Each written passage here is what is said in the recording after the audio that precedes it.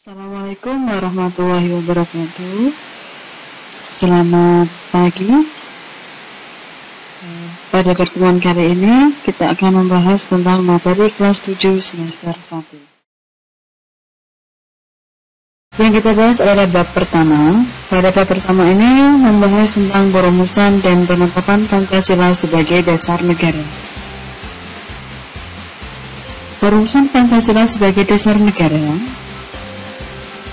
kala itu untuk menarik simpati bangsa Indonesia agar bersedia membantu Jepang dalam menghadapi sekutu, maka Jepang ini berjanji untuk memberikan kemerdekaan kepada bangsa Indonesia.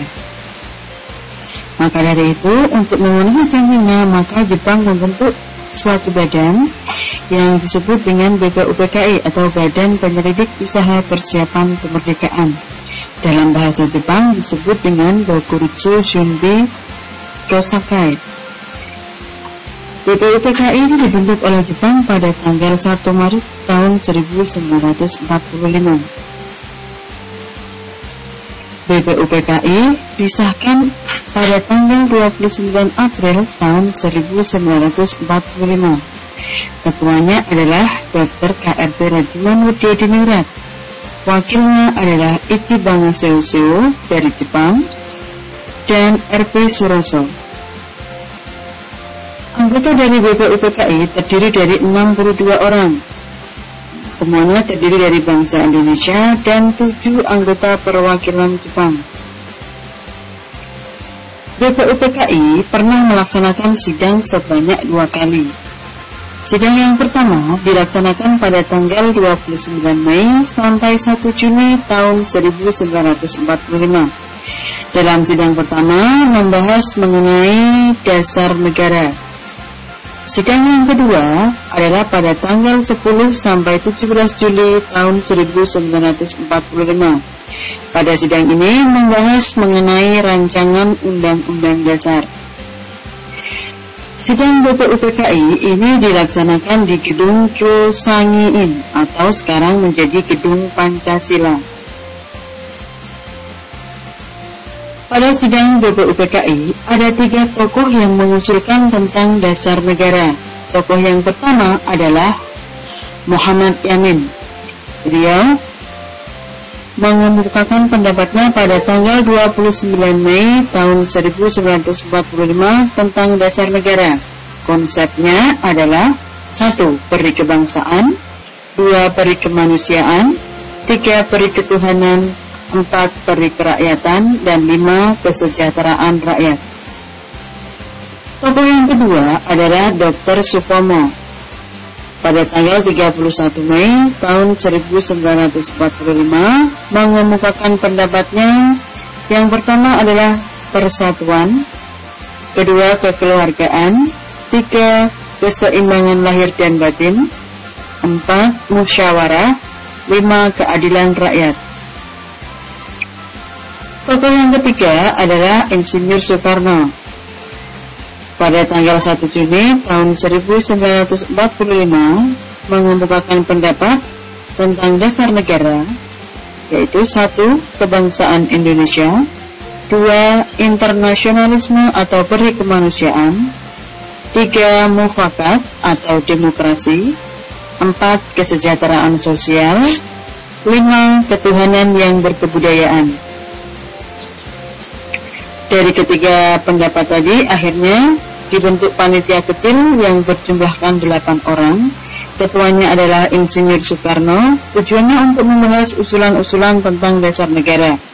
Dan pada akhirnya disepakati oleh bersama menjadi Piagam Jakarta. Isi dari Piagam Jakarta adalah 1. Ketuhanan dengan kewajiban menjalankan syariat-syariat Islam bagi pemeluk-pemeluknya. 2. Kemanusiaan yang adil dan beradab. 3. Persatuan Indonesia. 4. Kerakyatan yang dipimpin oleh hikmat kebijaksanaan dalam permusyawaratan perwakilan. 5. Keadilan sosial bagi seluruh rakyat Indonesia.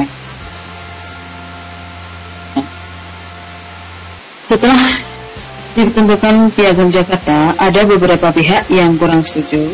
sehingga ada perwakilan dari pemeluk agama Protestan dan Katolik menyampaikan keberatan tentang bunyi Piagam Jakarta yang pertama, sehingga melalui hasil musyawarah akhirnya pada sila pertama ini diganti menjadi Ketuhanan Yang Maha Esa. Pada tanggal 7 Agustus tahun 1945, BPUPKI ini dibubarkan karena dianggap tugasnya sudah selesai, kemudian digantikan dengan PPKI atau dalam bahasa Jepang Dokuritsu Junbi Inkai. PPKI atau Panitia Persiapan Kemerdekaan Indonesia diketuai oleh Insinyur Soekarno, wakilnya adalah Dr. Andes Muhammad Hatta, dan anggotanya ada 21 orang, kemudian bertambah lagi menjadi 27 orang. Kemudian pada tanggal 17 Agustus tahun 1945, Indonesia memproklamasikan kemerdekaannya. Tanggal 18 Agustus tahun 45, PPKI melaksanakan sidang. Hasilnya adalah: 1. Untuk menetapkan Undang-Undang Dasar Negara Republik Indonesia tahun 1945. 2. Memilih Presiden dan Wakil Presiden, yaitu Soekarno sebagai Presiden dan Muhammad Hatta sebagai Wakil. Yang ketiga, untuk membentuk sebuah komite nasional untuk membantu Presiden. Piagam Jakarta sekarang disahkan menjadi Pancasila dengan yang dipakai sampai sekarang. Bunyinya: 1. Ketuhanan Yang Maha Esa. 2. Kemanusiaan yang adil dan beradab. 3. Persatuan Indonesia. 4. Kerakyatan yang dipimpin oleh hikmat kebijaksanaan dalam permusyawaratan perwakilan. 5. Keadilan sosial bagi seluruh rakyat Indonesia. Ya, itulah materi hari ini tentang sejarah terbentuknya Pancasila. Sekian dan terima kasih.